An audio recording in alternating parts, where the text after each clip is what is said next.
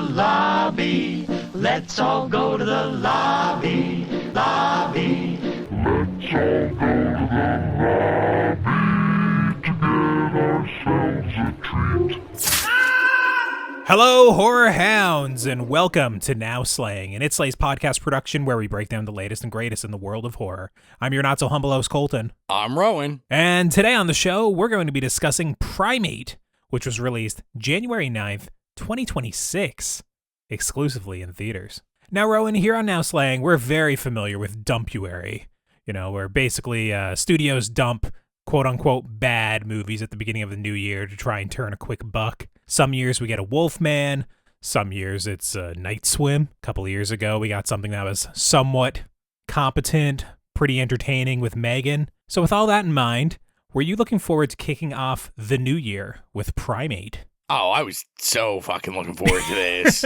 This is like hitting, I feel like this is specifically designed for you and me, just to hit our like pleasure points. It's, Animal Goes Wild. Creature feature. I think maybe on the main show, I'm sure I've like brought it up or something, but I'm a sucker, man, for anything about like gorillas or chimpanzees.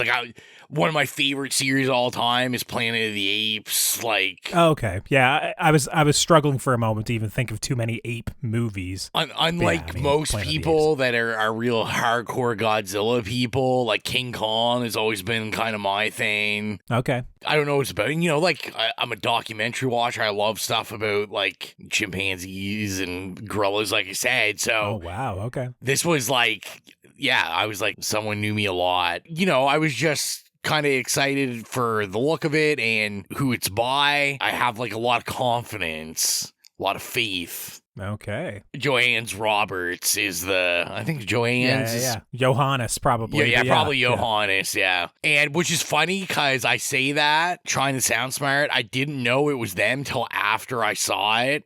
And I was having a conversation with, friends of the podcast, Willow and Trevor, and they were saying, we were like, oh, we kind of want to see it. We've never seen any of their other movies, but we heard they're like this dependable kind of B horror director. And I'm like, oh, what else did they make? And then they're like listening off to me, and I'm like, oh, yeah. The 47 Meters Down movies, and they did the Strangers sequel. So I've never seen the 47 Meters Down, but The Strangers Prey at Night I thought was a really fun time. Oh, it's better than what they're doing now, absolutely. Yeah, and the Resident Evil Welcome to Raccoon City I thought was like a pretty competent Resident Evil movie. Like, it's not like blowing your mind, but I was like, it's better than anything we've really ever gotten before, and it's probably the most truest to the games. It doesn't have Mila Jovovich in it, so that's one good thing for it. Oh no, my crush, but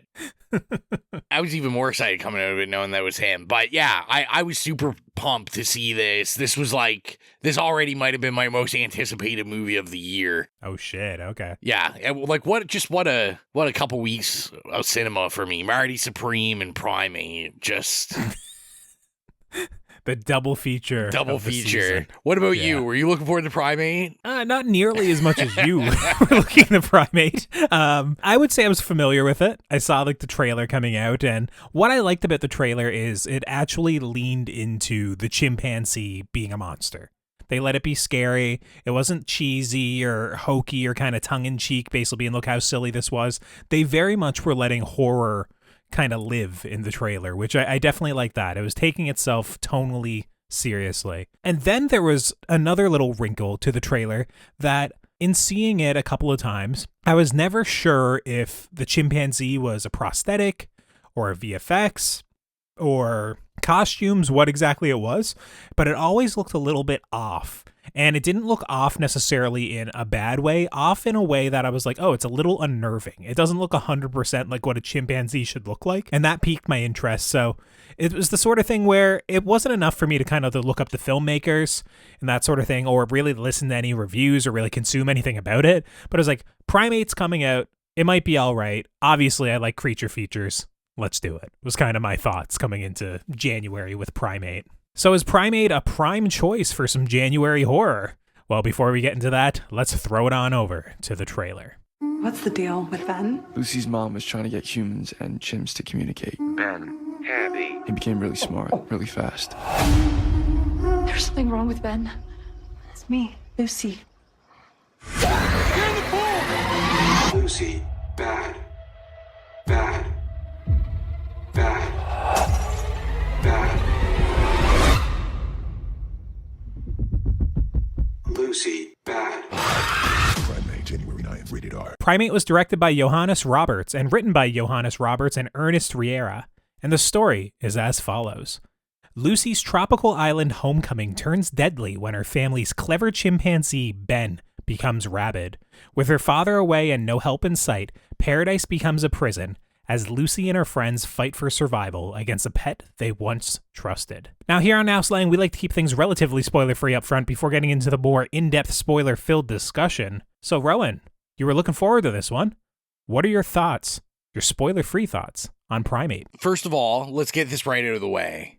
This baby, under an hour and a half. Yeah, hour 29. Yeah, like, congratulations to that. Perfect. I think this is going to, like, deliver for people that are going into it with exactly what I went into it expecting and wanting. This is a straight to the point creature feature. Like you said, it's cool that that you know, they let the chimp be scary, but there's enough, like, emotional beats and ties that I thought, not that I need to be invested in kind of, you know, some of the cannon fodder or the random people, but there's enough of the core family that I was like, there's enough story work being done that I'm not like, oh, this is really bad or really stupid. I understand the world I'm being entered in. I mean, do I understand anyone that affords a house that looks like that? Probably not. Yeah, this is a very successfsal novelist. That you know, this house is insane. The location is like absolutely beautiful. Cliffside mansion with like an infinity pool on the edge of the cliff. Yeah, on the edge of the cliff. I'm sure safety was not winding taken staircase going down. Yeah, it's insane. But to me, this is like kind of giving you what you want. Like it's a pretty fast-paced setup. You get kind of into the horror of it and the buildup of the horror of it, I think, quickly enough. I think, especially in the spoiler section, we're going to have conversations. This is way gorier than I was expecting going into this. Mm-hmm. I think, you know, you were naming off the dumpuary titles. Yeah. And I feel like this is such a place for those like Blumhouse PG-13 releases. So going into this, let's just I stuck my thumb. I think there's like a camera thing. So if you stick your thumb up, Discord knows you do it and they give you a thumbs up. I figured you would just cut that out, but yeah, it was kind of funny. He was talking about the movie favorably, and little thought balloon came out of his head with a thumbs up in it floating next to it. Discord just reading my mind, AI. Yeah. But yeah, like it's just, this is way kind of nastier than I thought it was going to be, which is a very pleasant surprise for me. And like you said, you know, the ape, what a relief. I was so worried. I was like, you know, is it going to be a CGI ape or something? This isn't like a huge movie, so if it is, it's going to be like very sparingly. It's going to look like trash. Let's just put everyone's like worries to bed. It is a guy in a suit, and it looks fucking amazing. Yeah, Miguel Torres Umba as Ben.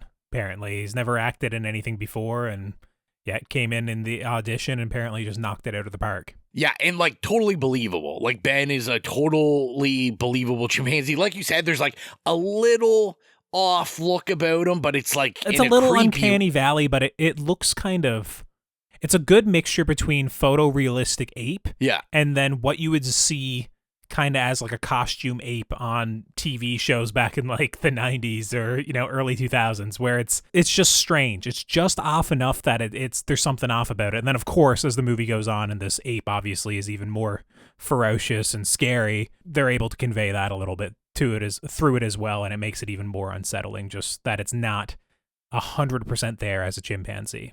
Yeah, and then in the other thing I had down, like in terms of the performances, I thought they were okay. I thought Troy Kotsur was pretty good. I know. Are you familiar with him? So I know he's from Coda. I never saw Coda yet. Okay, yeah. But I thought he was pretty fantastic in this. I was a little worried because I was like, oh shit, is this just going to be like me reading subtitles and there's no sound or anything, and that's going to be the movie? But I thought they used it really effectively in this. Lots of tension parts we'll talk about coming up that like it obviously that kind of thing works. Him in real life, he was born deaf, and his his character in this movie is, deaf as well. And basically it's kind of a reason to which everyone in the movie can communicate via sign language, which is also an effective way of communicating with apes, of course. So it's kind of a happy casting, and that kind of like further makes sense in the narrative. Yeah. And he won Best Supporting Actor in 2021 for Coda.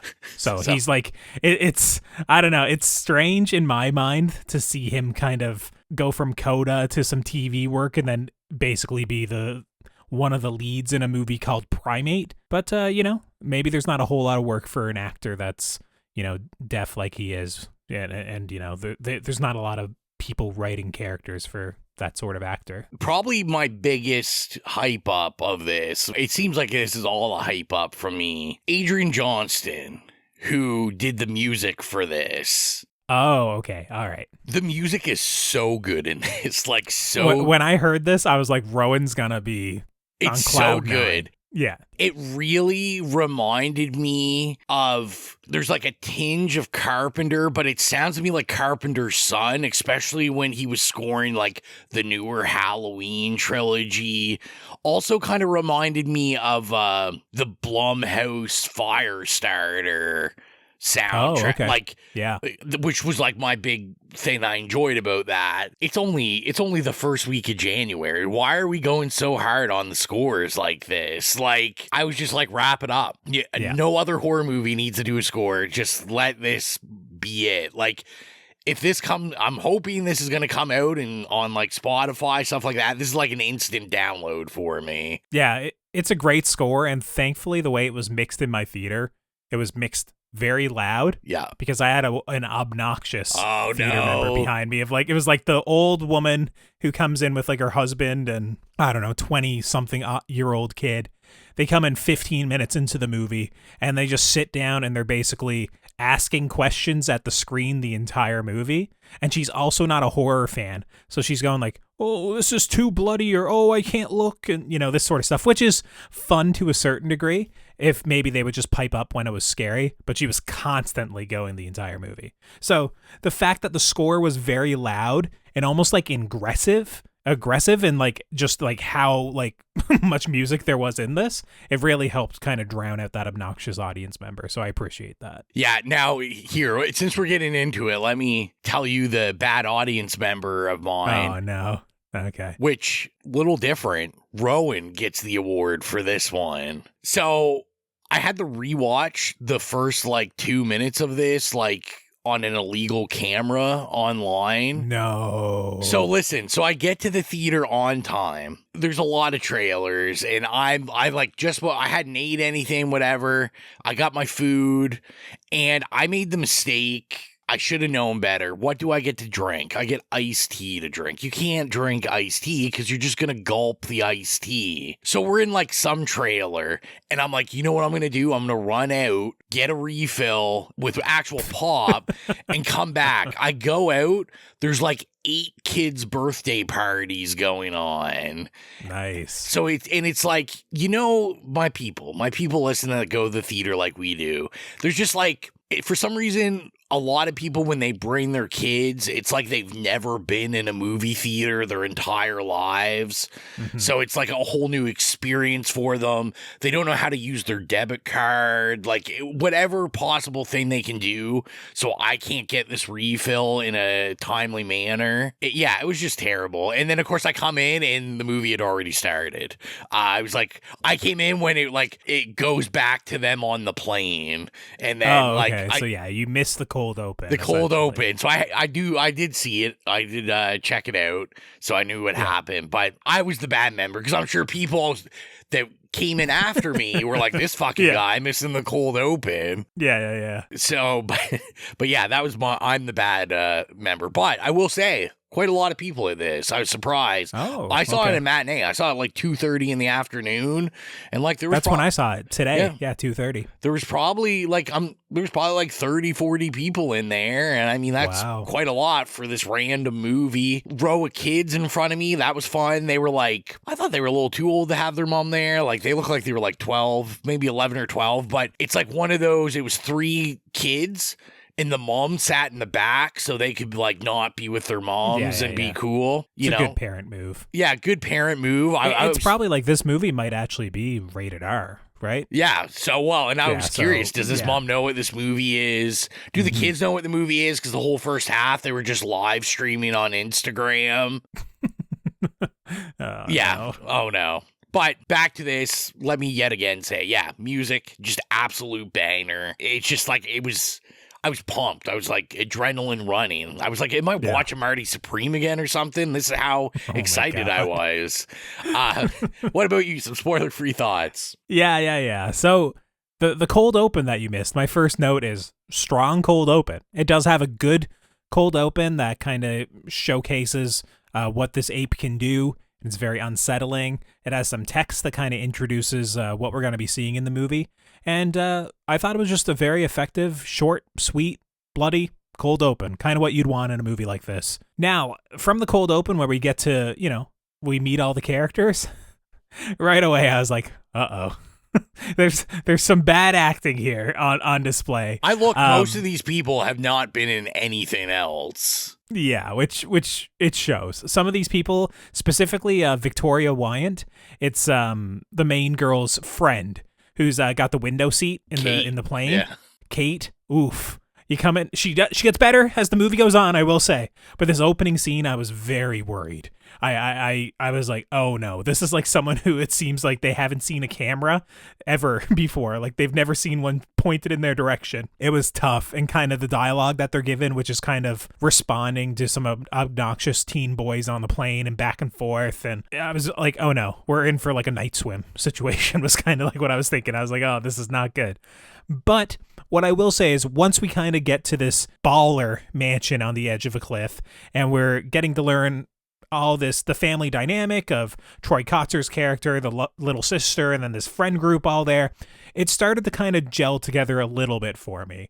I will say that I was never wowed by any of the acting in this movie, even an Oscar winner, Troy Kotzer. It was, it's just what he's given to work with, right? It was just kind of fine. But when we see Ben, that's when the movie starts to actually get better. It's the sort of thing where Ben in the movie, this is a creature feature, and obviously he's going to wind up being the villain of the movie. Of course, it's a movie called Primate. But in a lot of creature features, you don't get to intimately know the creature, like the monster, like you do in this movie. And if you do, it completely undermines the scares that come later. Ben, just through what happens in the movie, it is very much that he's playful, he's a pet, he's a member of the family, he's in pictures, he's very loving and tender, and then through what happens, winds up being monstrous. And it's interesting to see and kind of feel even like betrayed, like the characters in the movie.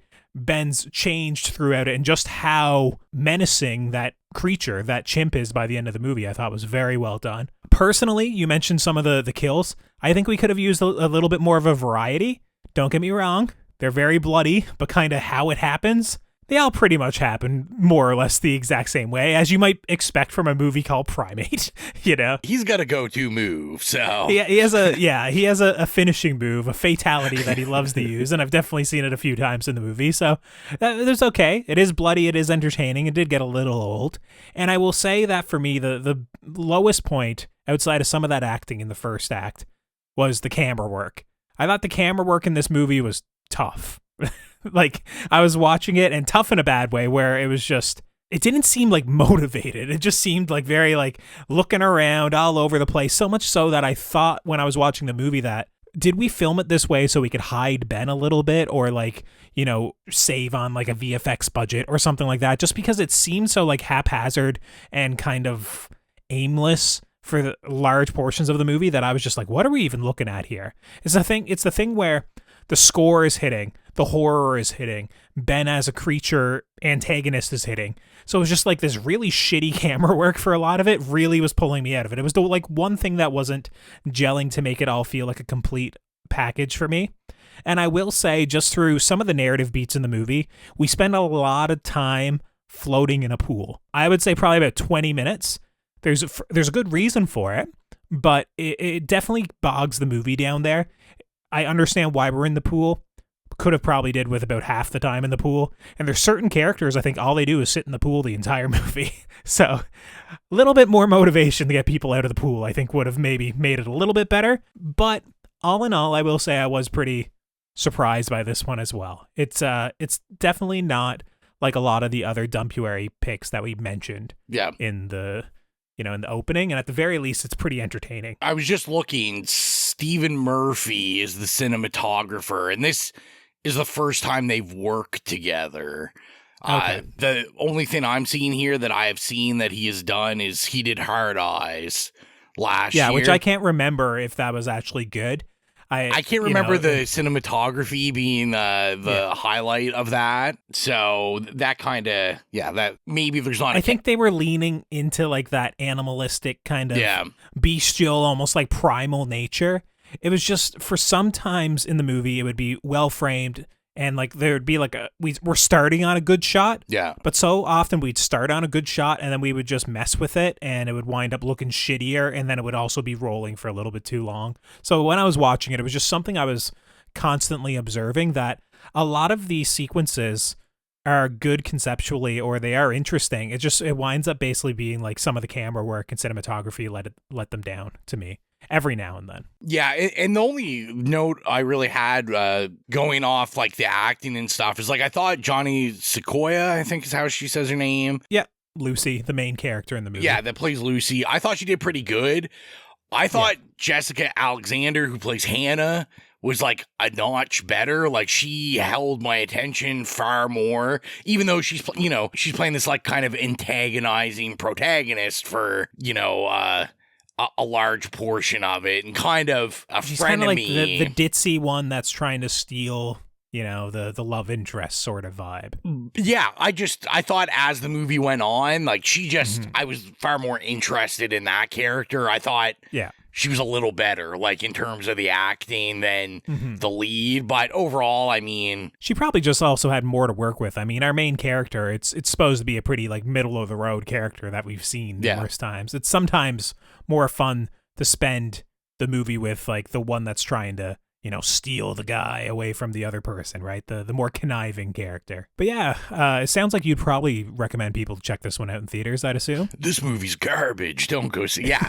No, listen, anybody that will sit and listen to me, I've already told, like, go see this movie. You need to go see this movie. I hope this movie does well. And you know what? I do know a couple people that have gone and saw it that just went and saw it as a film to go see. And everyone's like, whoa, like, Primate. And I'm like, yeah, like, for especially to me, I'm thinking of more the people that are seeing this just as like a date night movie or, just like something to go see.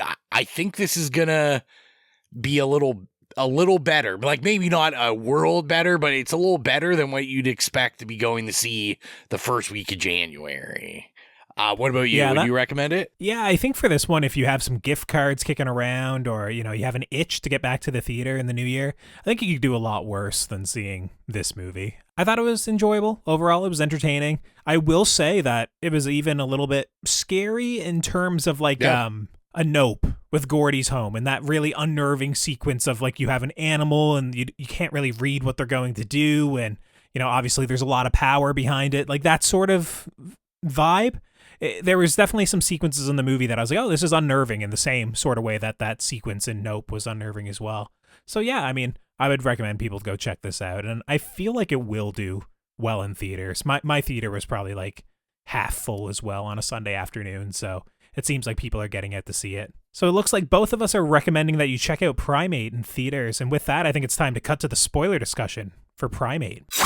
We are now in our spoiler discussion for Primate. So if you've not seen Primate, it's time to tune out and come back once you've seen the movie, or keep listening if you simply don't care. Rowan, there was a couple of times in our spoiler-free section you alluded that you wanted to get into, the full spoiler thoughts. So how about you kick things off? What do you want to get off your chest when it comes to Primate? If you're listening to this section, you haven't seen this film yet, like we said, make sure you go see it, because I'm definitely a big spoiler off the bat. Ben is not good. Ben is killing people.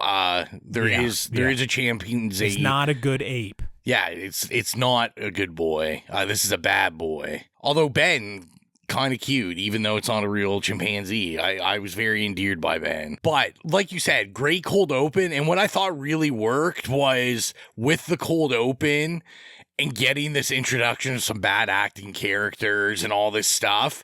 I love kind of the tonal shift that we get because we know that's coming.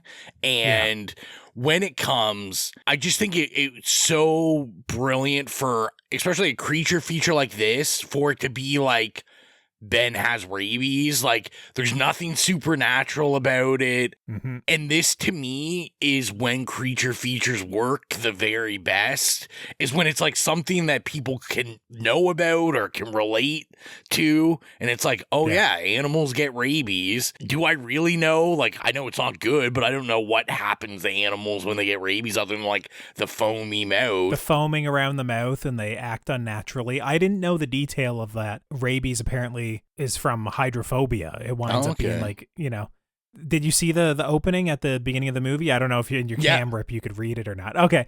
Yeah, I didn't know that essentially back in the day they would call animals with rabies, they would just be saying that they're hydrophobic, afraid of water. I thought that was like an interesting detail that I was like, oh, okay. I've never put two and two together with that. But yeah, I think that kind of conceit really worked with this because like I said, I don't have to focus on like, I don't know, is there a witch in the woods or nothing like that. And it grounds me. And I thought there were so many interesting scenes that really worked with Ben where, like, obviously he has rabies and as we go on, like, you can tell, like, it's spreading to his brain and stuff like that. But, like, we do get those breaks where Ben kind of is, like, mellowed out and, like, he's, like, dripping with drool, but you can tell he's almost like in like a fever dream of just staring at these people that he's like been domesticated around. And it really works where it's a person in a suit because you can tell by the eyes, it's like, oh, I recognize and love this person. And almost like trying to fight the rabies off, but it's like the rabies is going to win. And I thought it worked really, really well. As well as that fucking Stephen Hawking iPad thing. Fuck, my God, forgot about that. What was it? Kill, or death, whatever it says. Yeah, I can't remember. Well, I think it kept saying like Ben bad, like Ben bad, yeah, Lucy bad. Lucy bad. I'm not gonna lie, I did like that little thing in it. I was like, oh, those fucking iPads. Where I work, like we have a lot of like nonverbal people, and they have like those kind of iPads, so it's just triggering for me. Or I'm like, okay, now every time I hear it, there's an extra layer of fear. Yeah, that's right. Yeah, let's talk a little bit about kills. He likes to rip people's jaws off. That's essentially exactly. It's basically like using the power just to mangle their faces over and over again is kind of, whether it be a rock to the, to the skull, whether it be kind of like an eye gouge, whether it be a jaw rip, whether you fall off a cliff and land on your head, we got to get a quick snapshot to your neck breaking and essentially your neck bone going into your brain. And it's the sort of thing where there's a lot of gore. They definitely don't shy away from it. It was the same flavor of gore is what I would say for basically the whole movie. There was a lot of different ways in this all glass mansion with a bunch of funky stuff in there that they could have came up with other ways for people to get killed. And I just feel like I was watching people just kind of get their face caved in a bunch of different ways the entire movie. I like just two guys on a podcast complaining about all the people's faces getting caved in. Yeah, it's the sort of thing, like, if they didn't have the gore in the movie, we would have been complaining that it was like, oh, God, this sucked. Like, what was the point of it? They do have the gore in it, and it does look good. It's just, like, once again, it was a little bit repetitive, is what I found, over the course of the movie. I think the emotional hooks and kind of, like, the fear behind the kills all worked for me. It was just, it was, like, the technical execution or, like, the explanation as to how Ben killed somebody was not really there. Like, there was stuff in the movie where they kept showing the fan and the overhead fan, and I was like, okay, there's something gonna happen with this fan at one point, even if it's just someone gets launched into it for a moment or Ben falls into it or whatever. I was but the fan's never used. They make a big deal out of the fire, like the fire pit there on the edge. I was waiting for someone to kind of get scorched by that or something to happen, or Ben to kind of light on fire and have to jump in the pool, something like that. None of that. So there was just a lot of I wouldn't go so far to say they were set up, but I think the movie was framing things, and once again this camera work showing things a little bit too much that it felt like it was leading me to that eventually this was going to pay off. There was many check off items. I noted that. I'm like, oh, and then just like none of the items are used. Yeah, no, it always devolves to Ben just bludgeoning someone to death with his fists, essentially, or ripping their head in half or something, like something to that effect. I will say the glee on my face when the two guys come over that they've like called for help. Oh my God. And they come over, which, like for a movie like this, I'm laughing because, they're there. They're just trying to fuck. That's all they're trying to do. Yeah, and booty call boys come over in the middle of the night. And they're roaming around. And I did really like, instead of just 100% like Ben attacking people with like animal force, that the rabies has like really made Ben like he's like stalking them like an animal and like playing with his food and being a chimp. And, I had seen documentaries of chimps and apes and things like that. Like the jaw thing is like 100% in it. Like that's what they do in real life. That's how they kill like predators. But I remember like once he's putting his hands in his mouth there and like, it's going to happen, but I didn't know how gory we were going to get. Like, so I was like, okay, he's going to rip. We're going to like hear the sound or it's going to cut to someone. Yeah. And like when you get to see in full glory, just like the jaw ripped off and the tongue hanging out from like the oh my God. Like, and then he takes the jaw and puts it up to his face and kind of plays with it. And then he roots at his face as well on the bed, like Ben roots at the other guy's face. Ben's more diabolical than Freddy Krueger or anybody. It is. Jeez. And also, like, to rewind like a minute in that scene where Ben has him pinned down on the bed of like this princess room, and it's like he's very much in the dominant position over top of him, and it's like, God, are we gonna get like some sort of weird rape thing on the go here? Like, what is happening here? That was in my here? mind. I was like, oh shit. I was like, oh no, this fuckboy is getting what's coming to him. It's just, I don't know. It was. Yeah, that was an entertaining scene for sure. Yeah, like that was really good. And there was a lot of scenes with Ben that I thought were pretty good at, not necessarily like kill scenes, but just like unsettling scenes. I really liked when they go into the house to try to get the phone and they have to hide in the closet. But like, it's like a Halloween homage and the Shining homage. Yeah, I really like the part like of Ben when the TV's on and it's just like then the TV takes his attention and then he's like kind of watching the TV and then he just starts freaking out and pounding the TV. And I don't know what it is. It's an aesthetic thing. The like broken TV just projecting that light. Oh my God, just goosebumps. Love it. I just love it. But yeah, like the closet scene with the I was getting some heavy Jurassic Park vibes going on there when his face is in the plastic and it's like pushing and you just kind of yeah. Mm-hmm. And the breath is like fogging up the plastic. Mm-hmm. Still not really sure how he didn't see them, or maybe he did see them. Ben is diabolical. Like he likes to toy with these guys. I mean, I feel like like you said. I mean, obviously we're in the pool for quite a bit. The sister being bitten, they bring her in the pool. I'm really not sure how she survived this. I don't know how she survived either. It's such a hardcore bite on the thigh, like right around like your arteries and whatnot. I don't know. Then it's just like you would just bleed out in that pool for sure. Especially like she was there for hours and hours, right? But yeah, in the pool, it makes sense, right? Because essentially it's revealed very quickly that chimpanzees, or at least Ben, can't swim. So they all just hide in the pool. But of course, this winds up being just Ben is on the edge of the pool. They're all in the pool and they're waiting for him to kind of lose interest or fall asleep or this sort of thing. And it just doesn't make for the most engaging watch. They do make a couple of moments out of it, like, I don't know, the brotherly love interest character gets pushed off the cliff. Basically, Ben is perched on the other side of the pool next to a sheer drop, and he lunges at Ben and tries to knock him off. And of course, Ben gets the upper hand and rips him out of the pool and throws him off the cliff.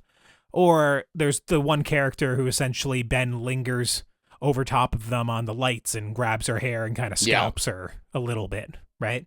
So there's a couple of moments in the pool for sure to keep you on edge, or the moment where essentially she's getting like the inflatable, well, that's what it is, just an inflatable tube for them all to float on a giant pineapple.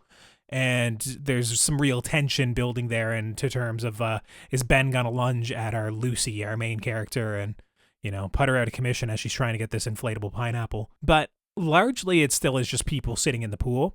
And what I will say is just more so an overarching issue with this movie for me is that I don't feel like people actually run away or fight Ben very much in the movie. I just feel like as soon as Ben sets his sights on them, they kind of just accept death a lot of the time. They don't really do anything.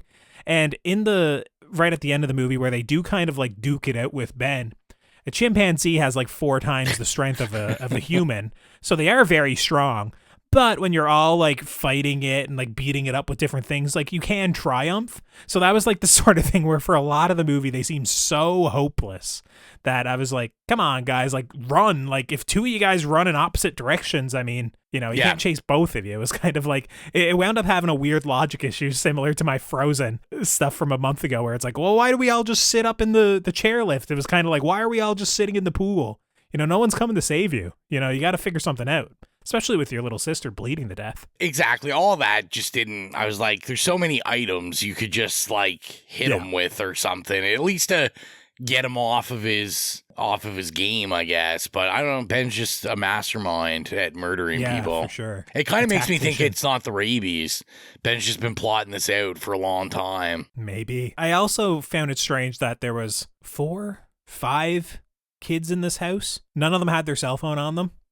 It was all like needed the charge for different reasons, or she conveniently dropped it right before this happened. It's just, once again, it was another thing. Like, I understand we're home, but I mean, I'm rarely less than, a foot away from my cell phone, and I'm not, 20 and completely obsessed with like social media and, Snapchat and Reels and all this shit. So it was just, that was another thing where a lot of this movie, they're just trying to get to their phone. And I'm like, come on, even if you're going to hang out by the pool, you'd still have your phone on the pool's edge. Well, yeah, because you'd have like music playing and stuff. Exactly. Yeah, exactly. So that was another thing that was a little bit strange, but whatever. It's the sort of thing where all modern horror movies have to figure out how to write the phones out nowadays. And then, I mean, we also brought up, and which I did like, so I do like when Adam comes back from his book tour. I wish I had wrote down the name of the books because I remember laughing really hard. Yeah, they were like a silent cry, a silent betrayal, a silent voice, a silent real whatever. On the nose there for a deaf guy that doesn't talk. For sure. I have no clue what he was writing about. I hope it was about like chimps or something. Well, from the looks of it, like the covers, I kind of took it that it was like James Patterson, like I kind of got that too. Kind of like books your grandmother buys at Shoppers, and because they do talk about like how he needs another hit and all this stuff, and but I thought like one of the most effective things in this, we get him coming home. Obviously, he's deaf, so he doesn't hear anything. So, he's just munching on pizza and his daughter's just getting the shit kicked out of her by Ben. And this to me was like, I was like, oh yeah, fuck yeah, this is 100% what I wanted. Like, deaf guy versus chimp. Yeah, it was a good moment as well, because obviously in most horror movies, as soon as the parents get home, if something like this was happening, you get in the door, you see everything in 5 seconds and they spring into action, right, to save the day. But in this one, he gets home, it's low light, can't really see much. He knows that people were drinking and there was a party, so things are a little bit disheveled until he pushes further into the house and starts realizing, like, oh shit, never mind, like, there's something on the go. Yeah, because he finds our love room guy first. Exactly. Yeah, and sees the jaw ripped off, and he goes, uh-oh, that's not the way things are supposed to go. So, I liked when he really sprung into action. He winds up being very fearless, like, just running at Ben, actually fighting back, which is what I wanted, And I understand it's like, you can't have the movie Primate if all 6 people get out of the pool at one time and then beat the shit out of Ben. It's probably not a very good movie, but it was just like, I felt like they were so helpless the entire movie. And then it's like, you know what? Now that there's only 2 of us, That is now it's my little sister who's got, a bite on her thigh and is bleeding out, and she just got a scratch across her back the entire way. Well, she somehow comes out of it. She's like dying, and then all of a sudden she's like, "Oh no, I'm back." Well, that's what I'm saying. It's like in the third act we all spring into action when there's only like 2 of us left. It's like, imagine if we did that when there was 3 or 4 of us left, So it was. I really liked them duking it out with Ben and fighting. I liked that the broken chair down below paid off, because when that happened, I was like, oh, that's perched in such the right way that someone's going to fall on it. Either that, or it's like someone's going to get damaged on it and then stumble into the pool. I thought for sure this movie doesn't end without Ben going in the pool, was kind of my thought. Yeah, I thought that also. But you don't want him in the pool, man. He'll just throw you off the cliff. True. So I thought he was going to fall in there and drown and then, not actually drown, that sort of thing. But no, it was a really fun act here with Troy Kotzer coming home, protecting his daughters. It was, a good way to end off the movie. Do you think they get another chimpanzee after this? I think the family's out on chimpanzees. They're out on chimpanzees. I understand it's this weird lore with their mother being, a linguistics major and communicating with chimps. It's kind of like a Jane Goodall thing. If Jane Goodall was balling out with like a $50 million mansion, I don't know, maybe she was, God rest her soul. But I don't think they're going to get another chimp anytime soon. They don't give a fuck about their mother's legacy after this. No, I don't think so. What's funny about this movie is this is one of those movies where you always hear the story of James Cameron walked in the pitch Aliens, and he walked in, he wrote Alien on the board and kind of turned to look at everybody, and then he put an S on the end, and everyone was like, absolutely, this prints money. I can see this movie, if it does well enough, it's gonna get the stupid Primates treatment. Fuck yeah, I like it. Someone's gonna come in and they're gonna write Primate on the board, put an S on the end, make it a $sign, and everyone's gonna go fucking wild. That's what it felt like to me, where I was like, Ben is dead, but there could be more animals. What about Ben's mother? Well, there we go. I was really surprised that there was no sequel bait that I noticed, at least in the movie. There wasn't. I'm surprised that you didn't have a notebook with you that just had Primates with a $sign written. And you're ready to pitch it. You're ready. Yeah, I'm just ready to pitch it to whoever will listen to me. But yeah, is there anything else you want to talk about before we get into reviewing this? I think we touched almost everything. Yeah, I think so as well. So if you're new to the podcast, our review rubric is nay, okay, yay, or slay. So Rowan, what would you give Primate? Well, I know I can't give it a slay because I'd never. No, you're not allowed. I'm not allowed. I'm giving it a yay. I'm like, I enjoyed this so much.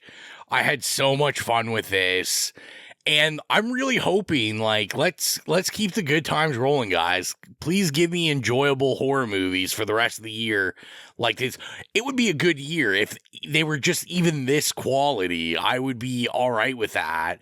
But I had an awesome time in this. Like I said, the music, just a banger slapper, just on fire.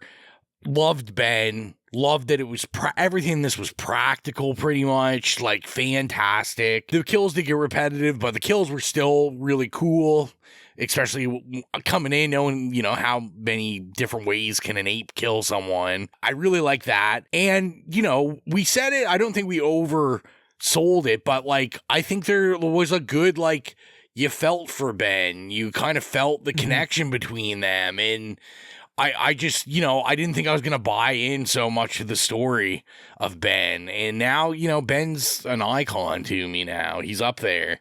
So I can't wait. This is a yay. I'm sure Primates is a slay. So let's get that going. Let's get that done. But yeah, this is a strong yay for me. What about you, Colton? Yeah, I'm going to be a little bit lower. This one is a strong okay for me. I was very much on the fence of giving it an okay or a yay. But for me, it's just the camera work really bothered me for a lot of the movie. The acting is still not that great for most of it. And I just, even though I liked the gory kills, I just wanted there to be more variety. Yeah. I wanted them to have a little bit more fun with it. I do think Ben is really good as a menacing villain. I don't think we talked about how much the fur gets matted, the blood on him, he very much looks monstrous by the end of this movie and very scary. So I think they do a great job of making a chimpanzee very menacing and very frightening by the end of the movie for a great creature feature villain. And it was just the sort of thing where I thought it was good. I enjoyed it the whole way through, other than a couple of things to knock it down a peg. So I'd give it a very strong okay. And if you want to follow us on our socials, we're pretty much everywhere at It Slays Podcast. We're on Instagram, Facebook, Slasher, Letterboxd, Threads, Bluesky, TikTok. If there's a social media, we're probably there at It Slays Podcast. And if you want to help support the show financially, like our horror hounds, Holly, Nicholas, Mark, Steven, Dan, Brian, Trevor, and James, gain access to the Patreon exclusive show Stream Screams, hosted by Jill, and get episodes of the main show 48 hours early, be sure to head on over to patreon.com/itslayspodcast and choose whatever tier works best for you. Now, Rowan, you loved the score in this movie. Absolutely. They got to get it out on Spotify so we can make the playlist. They have to. So I can just add the whole thing. It's just all it is Primate the Score. It Slays Podcast presents Primate the Score. So you can find out if it ever does come out on Spotify, if I added it, by going to the It Slays Podcast horrific playlist. If you have any problems finding it, you can go to any of the social media Colton just mentioned, go into the bio, click the Linktree link, and there's a button that'll take you directly there. We upload scores or licensed music from iconic horror movies we review, or just horror movies we love. So follow it. I update it regularly, hopefully with some Primate, and get your spooky music on, because why the hell not? And next time on the show, Rowan, am I right in saying that we're returning to the Bone Temple? I mean, that's what they call my bedroom. I didn't know you were visiting me, but yeah, I think so. Yeah, we're going to be back with 28 years later, the Bone Temple. And hopefully this time I don't have a bout of explosive diarrhea at the emotional point in the movie. That would be great. Let's see if I can get it through this one in one sitting. It would be kind of a cool thing, though, if just every single one you do for... every single 28 years later movie, I just have explosive diarrhea during it. Yeah, that would be great. And with that, I think that about wraps things up for this episode. So until next time, I'm Colton. I'm Rowan. And as long as you keep listening, we'll keep slaying.